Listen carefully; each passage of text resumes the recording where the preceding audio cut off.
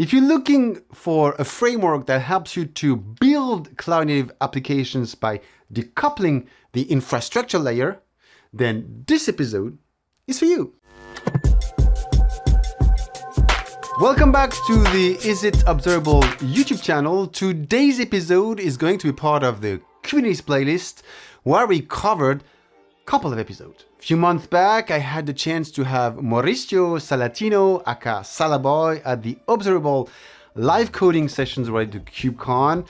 Mauricio is an amazing engineer working for Diagrid. It's the company building the CNCF open source project named Dapr.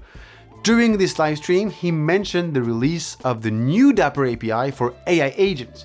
It's clearly brought my intentions. So to be fair, I started recently to improve the OpenTerm demo by providing a solution that will allow us to customize any storage solutions.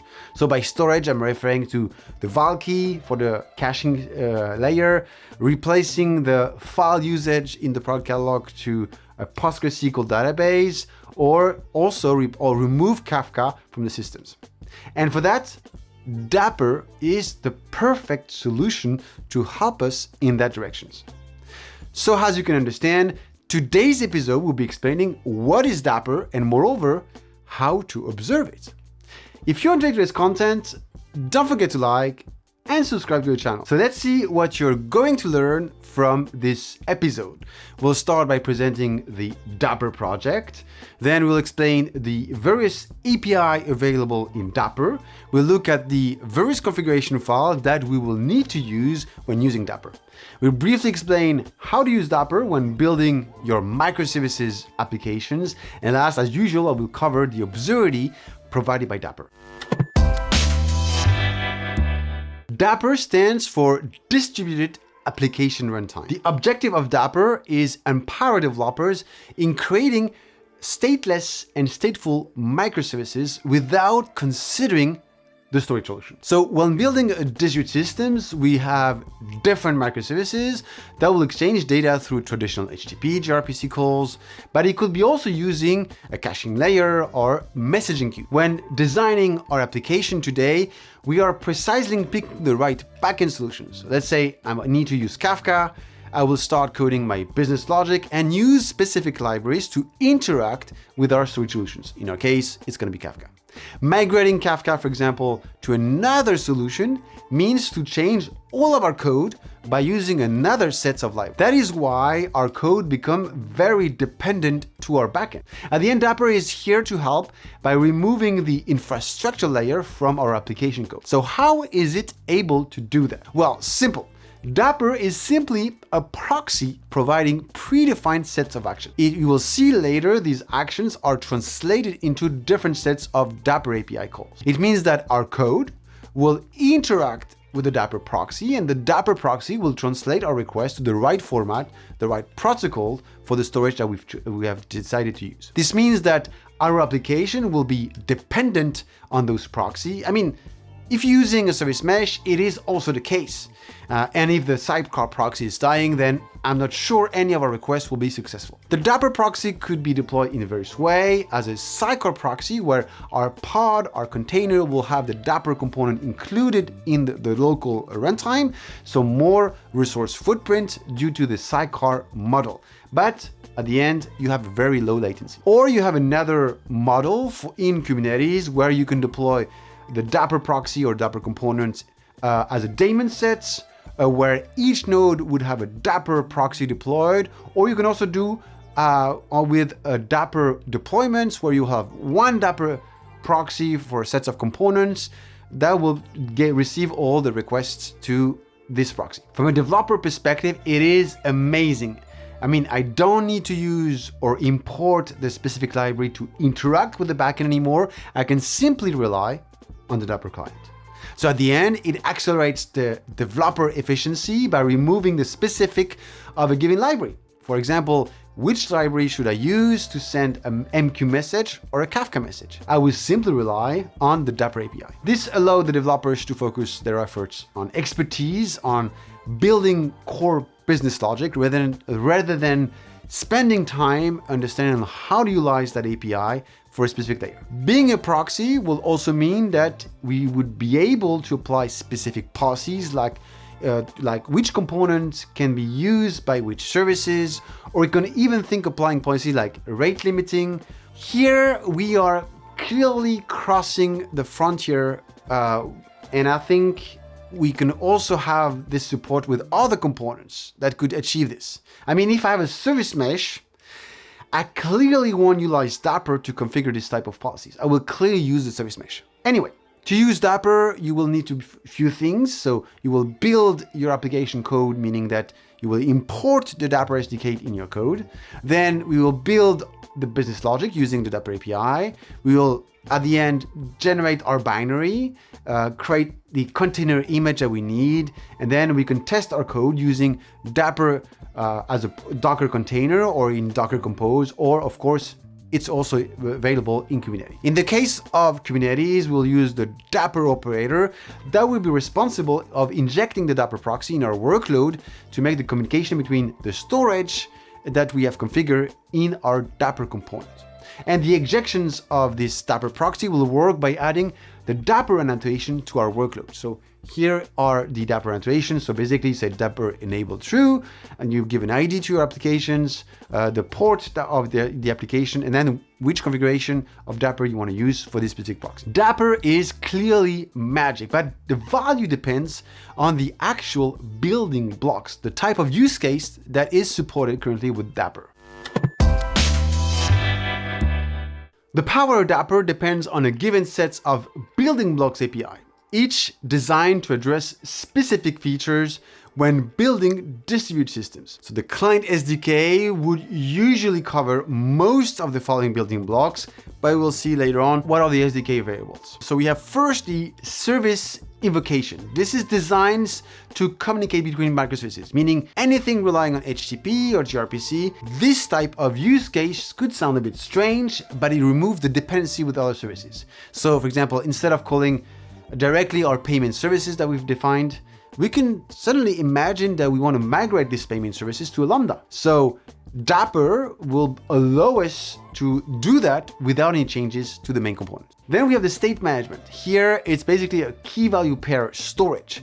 We can find the traditional state solution like Redis, Valkey, in-memory, etcd, and other storage, but it also have storage like PostgreSQL, Mongo, and other databases for this building block. So you can imagine to achieve operation like get a specific key, set some values in a key, and there's also an alpha operation allowing us to query. So let's say I want to get all the keys related to the dollars. I could be able to do so by making conditions to the fields stored in the state system. The state management supports on storage like PostgreSQL, Cassandra, and basically all the SQL databases. You could imagine using it like a database having your own table structured. Then this is completely wrong because your database schema needs to be reflecting a key value pair column. And also it would only refer to one single table from your database storage. And state by definitions can expire. So if relying on a database, you will need to configure the component to not expire the content. PubSub, with the name fairly easy, it bundles all the operation that we could achieve with asynchronous systems, a messaging queue.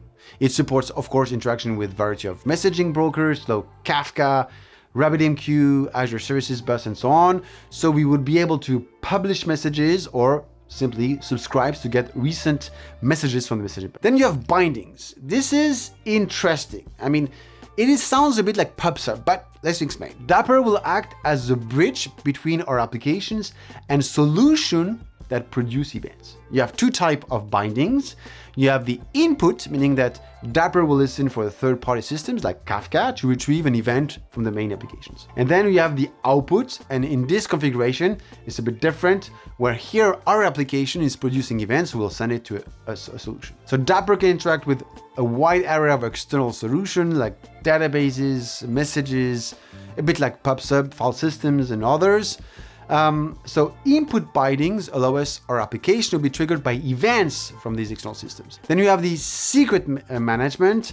So secret management basically provides a secure and centralized way of managing and accessing sensitive informations like API key, database credentials from various secret stores. So it could be, of course, AWS Secret, HashiCorp, Azure, and so on. Then you have actors. So Dapr Actors provides a way to create independent, stateful objects that work together in a distributed environment. Think of them as individual pieces of your app. Each has its own data and actions that could talk to other components smoothly. Configuration. The configuration API is interesting. It allows application to retrieve and subscribe to configuration changes from various sources. It could be config maps, it could be HashiCorp, it could be Azure app configuration. And what is great behind this, it enables dynamic reconfiguration of application without having the need of restarting it. So I think very interesting in that case. Workflow. Dapr lets you visually map out complex multi-step processes, including service calls, resource interactions, and approval. It takes care of managing the workflow, the states, the errors, and even the rollbacks. So your distributed apps can rely on an execution framework to generate those business logic. You have, of course, the conversation API. This latest building blocks is aimed to interact with LM systems. So you would be able to send prompts, and Dapr will send that prompts to the right API that you have configured. Jobs. This is interesting. So it provides the ability from, if our code needs to trigger a job in the business process, Dapr will be actually responsible to trigger and also schedule that job. Last, we have crypto. So it's not crypto mining, it's for basically encryption and decryptions. So you have a common library to decrypt data in various formats. To build our application, we rely on the Dapr SDK. They are different SDK depending on our actual use case. So you have the client SDK, the actor, the workflow, and the server. So the server will be very interesting if you want to build to receive events or to be able. So depending on the actual use case, you will probably need the server SDK rather than the client SDK. Of course, if you want to build workflow and you want to take advantage of the actor feature, you will have a specific SDK to be able to use this. But the client in most of the cases would be the one that we're going to use. When using Dapr, you will need to configure Dapr in order to help the Dapr proxy to connect to the desired storage backend. Dapr has various objects to configure. So first we have the core configuration object. This is where we are setting up things like tracing, logging, metrics, TLS for secure connections between Dapr proxies. So this is going to be configuring the actual way of producing things on the Dapr proxy. Then you have another configuration called resiliency. Dapr lets you manage failures with resiliency specs. Think of them as rules for how Dapr should handle stuff going wrong, like timeout, crashes, and so on. So what is a resiliency policy? Simple, you have a metadata says where the rule will be applied. Then you have the policy that defines what would happen, so retry or something else, and the target. This rule will affect which services or which component will be affected by this rule. In terms of main resiliency, you have the timeout options, retry, circuit breaker to stop sending requests to a service that is considered unhealthy. Last, we have the component. Dapr component is going to be something that we're going to play a lot. This is how Dapr knows about our specific backend services. So each component has a name, and this reference will be used in our code to do things like publishing or saving some data into a storage. It also has a type that is going to be the kind of building blocks I will have to use. So pub/sub, for example, or state management or other things. The specific settings depends, of course, on the backend that we're using. So for example, here is an example for Redis, where I'm configuring Valkey to interact with Redis. To illustrate the Dapr features and the journey of using Dapr, let's consider changing the open time to demo with two examples. One is going to be the product catalog. Currently, it's using a file to load all the products of the store. Here, I want to replace it with using a PostgreSQL database. And the second is going to be the Kafka integration. Another use case involves interacting with Kafka, and there's many components that relies on Kafka. For the product catalog, which is implemented in Go, the first step is to import, of course, the Dapr client into the Go mode file. Next, with the main functions of the product catalog services, let's create a new functions that will be there to interact with the storage solution. Here, we want to replace the process that is loading a file by a process that will be retrieving the data from that storage. This function will be responsible for querying the Dapr state management component. The query feature here is utilized to retrieve all the products from the OpenTelemetry demo webshop and sequentially store them into memory. To perform this, the Dapr client needs to be initialized with the reference to the Dapr store. This Dapr store represents the Dapr component that interacts with the backend. In this specific example, the objective is to store the product data in the PostgreSQL database. Therefore, I decided to have another service called the product SQL service that will be created for this use case. This will be a standardized PostgreSQL database instance that will execute an init SQL script. This script will be created that will be there to create the required table for the state management and populate it with initial data. It's important to note that the data model is currently constrained by the state management capabilities offered by Dapr.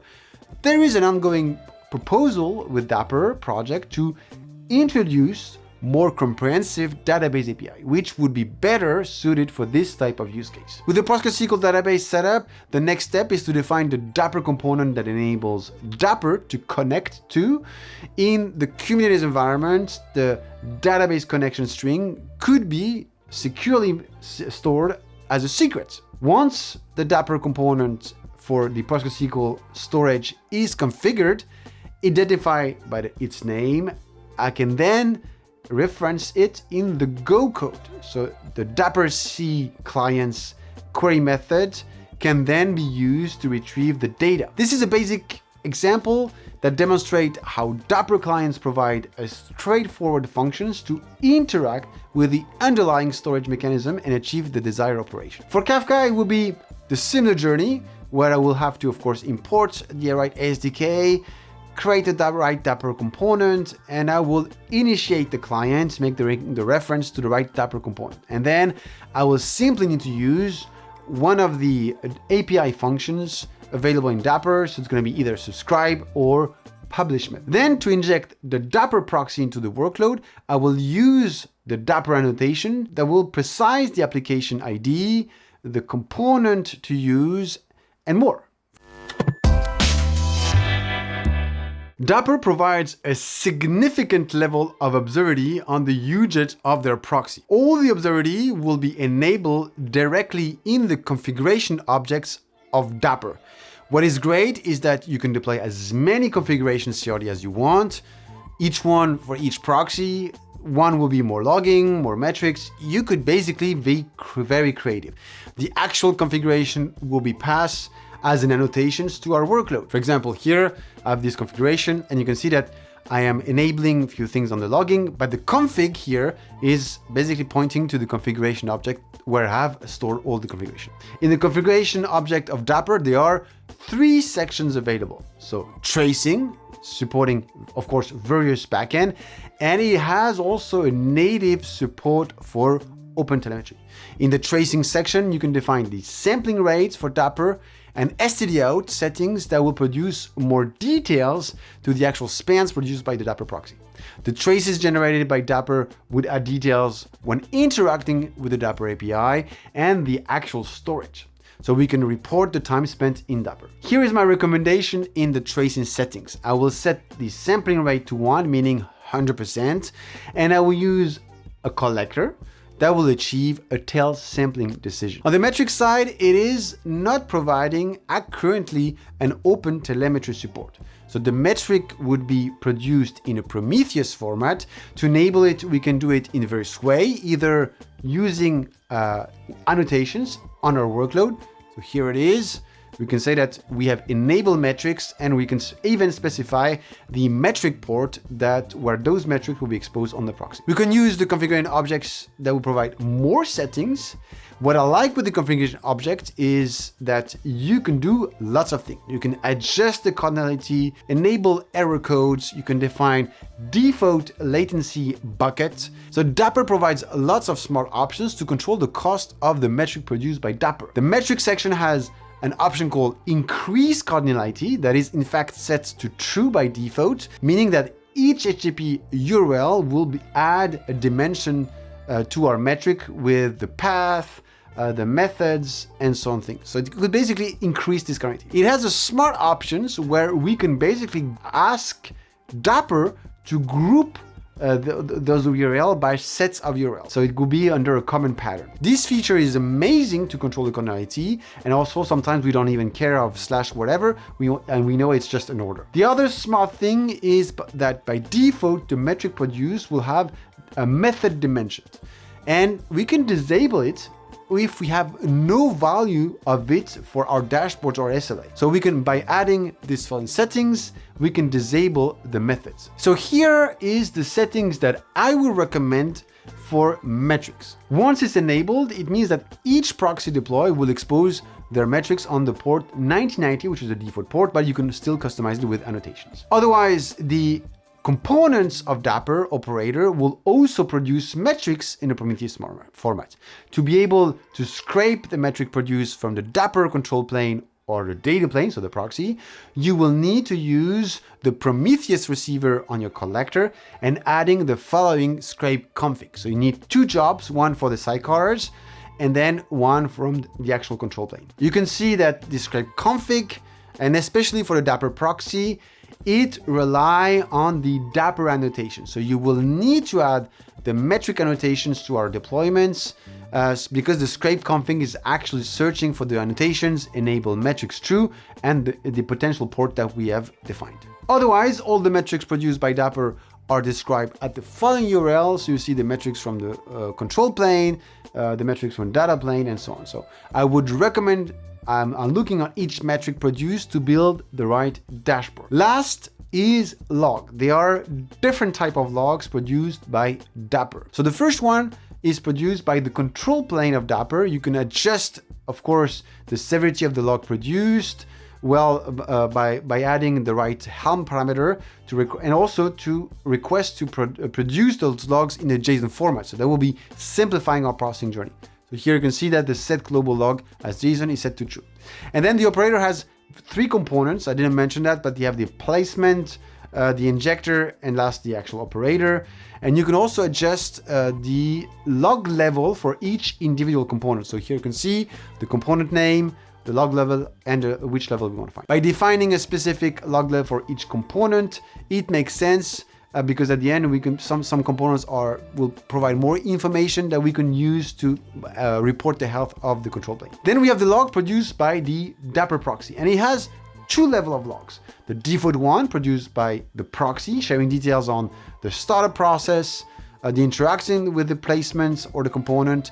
This needs to be enabled with the annotation. So here you can see that we have log as JSON true, and the log level is set to debug. I would recommend to produce the logs in JSON because it will simplify the way we could collect and moreover parse those logs. The proxy could also produce some sort of access log, and it's named not access log, but it's named API log. To enable this, you would need to use the configuration option. So here you can see that in the logging sections, there's an API logging section. You can enable it and you can configure it.